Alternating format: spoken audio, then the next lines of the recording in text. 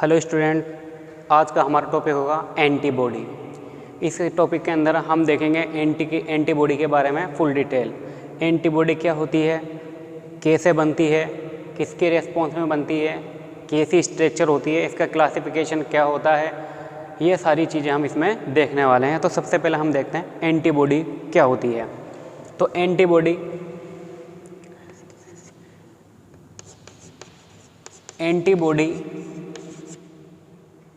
are substance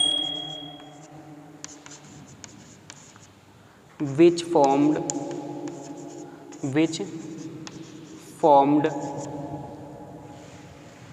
in the serum and fluid in response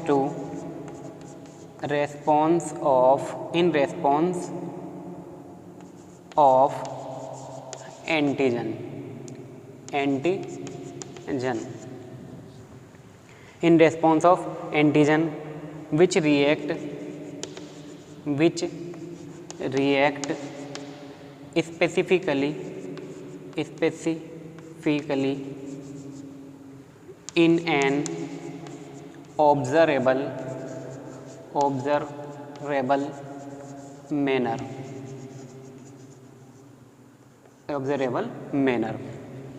तो antibody कैसे कहते हैं? एंटीबॉडी का एक सब्सटेंस होता है which form in the serum and tissue fluid या सेल फ्लूइड्स के अंदर इन रेस्पॉन्स ऑफ एंटीजन के रेस्पॉन्स में। एंटीजन जैसे हमारी बॉडी में एंटर करता है तो उसके रेस्पॉन्स में हमारा इम्यून सिस्टम इवोक होता है और एंटीबॉडी फॉर्म करता है ताकि वो उन एंटीजनों से लड़ सके। तो एंटीजन के नतीजे में एक सब्सटेंस प्रोड्यूस होता है जिसको हम एंटीबॉडी कहते हैं और वो रिएक्ट करता है उन एंटीजन से स्पेसिफिकली जिस एंटीजन के लिए हमारी बॉडी ने एंटी बनाई है, स्पेसिफिकली उसके लिए वो खास होता है, उससे वो रिएक्शन करता है इन एन ऑब्जर्वेबल मैनर और उनको ढूंढ के उनसे रिएक्शन करता है, उनको डिस्ट्रॉय कर देता है। नेक्स्ट हम देखें nature of antigen. Nature of antibody. Antibody का नेचर क्या होता है? तो हम जानते हैं एंटीबॉडी का नेचर ये प्रोटीन नेचर की होती है। तो N antibody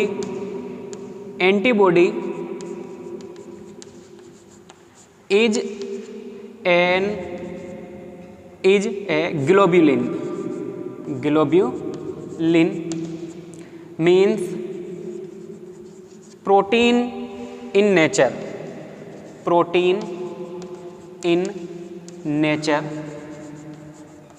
So the named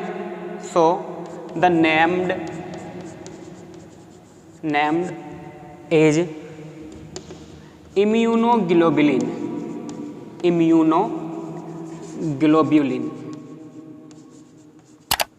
ठीक है। नेचर ऑफ एंटीबॉडी का नेचर कैसा होता है? ग्लोबिन नेचर यानी प्रोटीन नेचर की होती है। सो इसको हम इम्यूनोग्लोबुलिन भी कह सकते हैं।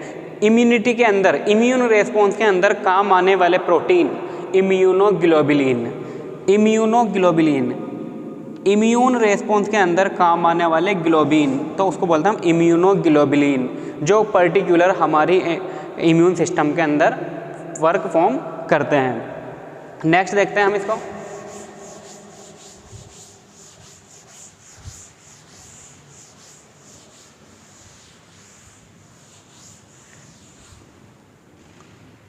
Structure of antibody. Structure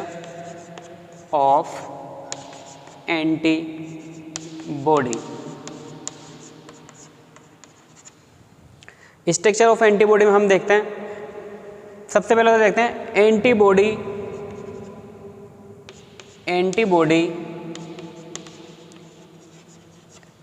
is why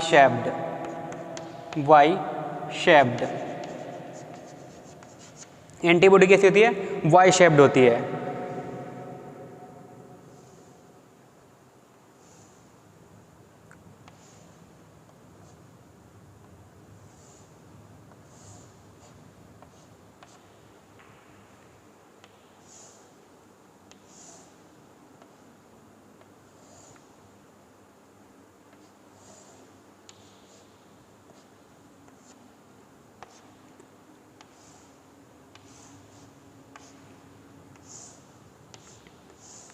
इसके अंदर 2 लाइट चेन और 2 हेवी चेन पाई जाती हैं।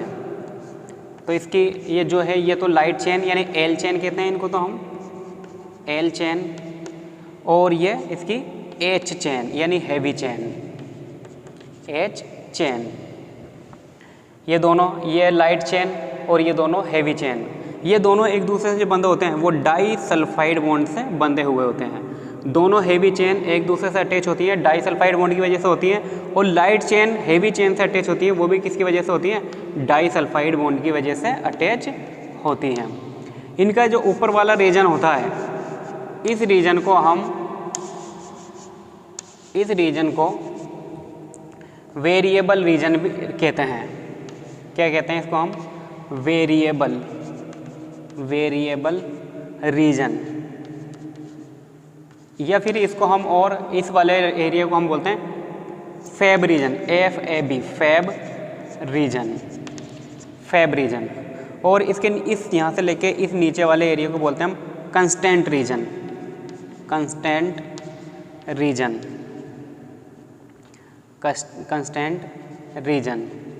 और इसके नीचे वाले इस एरिया को बोलते हैं हम FC रीजन। तो ये इसकी चेन है। तो हम इसका लिख लेते हैं यहाँ पर, antibody is Y shape, have two heavy chain, also known as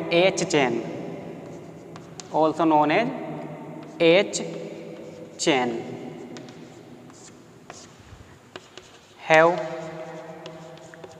2 light chain, also known as L chain, next लिखना है Fab reason,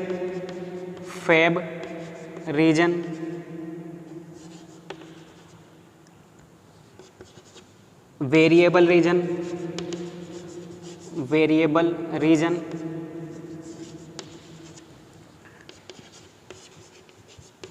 constant region and FC region, disulphide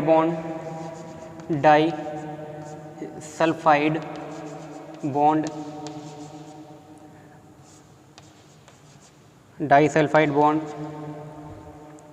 तो ये हेवी चेन होती है। ठीक है, हेवी चेन में 2 heavy chain, 2 light chain, variable region, और वेरिएबल इनको हम इस वाले रीजन को बोलते हैं हम FB रीजन। इस रीजन से आकर यहाँ पर क्या अटैच होता है, यहीं से आके एंटीजन अटैच होता है। जो स्पेसिफिक एंटीबॉडी स्पेसिफिक एंटीजन के लिए बनी है, तो इस रीजन पर आके एंटीजन अटैच होता है। तो एंटीजन कहाँ पर अटैच होता है, FAB यानी फैब रीजन या वेरिएबल रीजन। नाम ही वेरिएबल है, वेरिएबल यानी ऐसा रीजन जिसके अंदर परिवर्तन हो सकता है। किसकी वजह से, जैसा एंटीजन है उसकी स्ट्रक्चर का अकॉर्डिंग इस एंटीबॉडी की इस स्ट्रक्चर में चेंजेज आ सकते हैं, इसलिए इसको बोलते हैं हम वेरिएबल रीजन। इसके नीचे देखा हमने कंस्टेंट रीजन, ये यहाँ से लेकर और यहाँ तक को क्या कहते हैं, कंस्टेंट रीजन कहते हैं। इसमें ये हेवी चेन है और ये लाइट चेन है, ये भी हेवी चेन है और ये भी लाइट चेन है। ये पूरी हेवी चेन है यहाँ से लेके, और ये लाइट चेन है। ठीक है, इस रीजन को हम कहते हैं FC रीजन, और ये इस पोर्शन को वेरिएबल कंस्टेंट रीजन, और ऊपर वाले को FC रीजन। ये डाइसल्फाइड बॉन्ड से बंधी हुई होती हैं।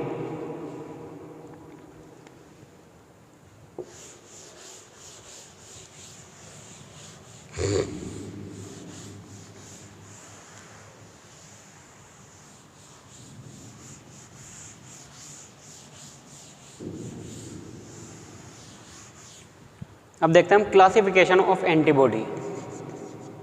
Classification of antibody,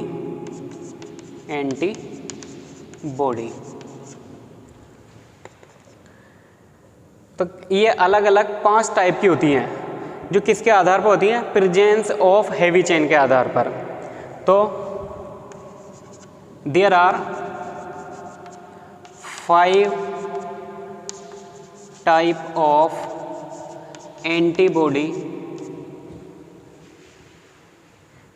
on the basis of which depend on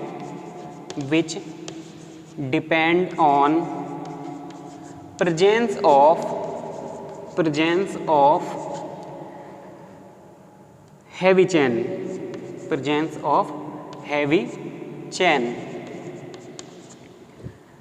like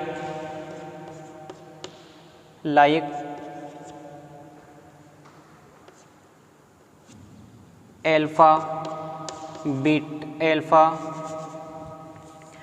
gamma, delta, epsilon and mu. ये इसके हेवी चेन के नाम हैं और इसके आधार पर 5 टाइप की होती है। जैसे हम लिख लेते हैं इम्यूनोग्लोबुलिन,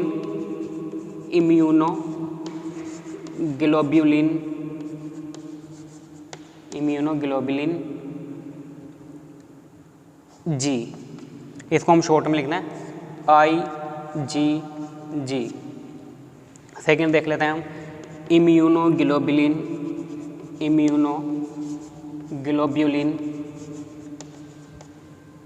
A, इसको हम शॉर्ट में लिखते हैं IgA।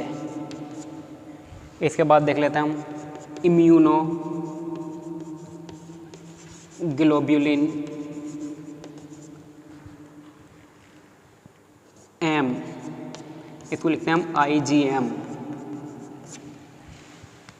इसके बाद देख लेते हैं हम इम्यूनोग्लोबुलिन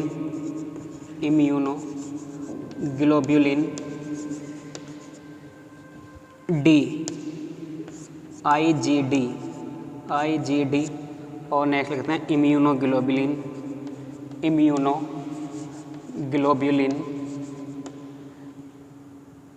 E, जिसको लिखते हैं हम IgE। ठीक है। Immunoglobulin G, IgE, IgA, IgG, IgA, IgM, IgD और IgE। तो यहाँ पर हम जानते हैं G मीन्स क्या होता है, गामा। A का मीन्स एल्फा। M का means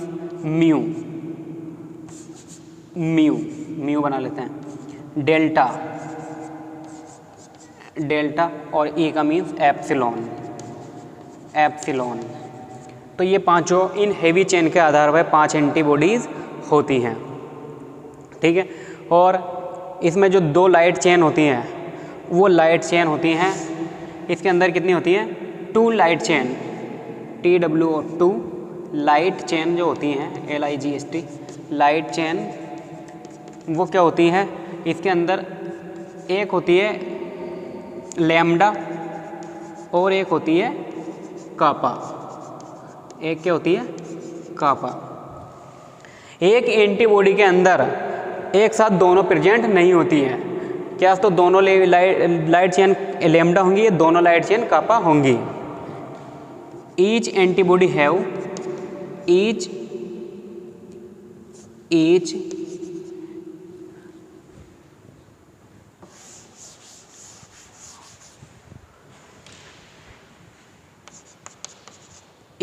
antibody have either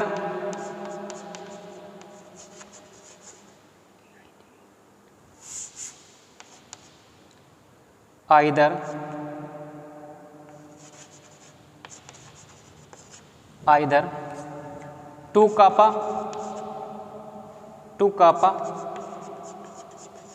or 2 lambda.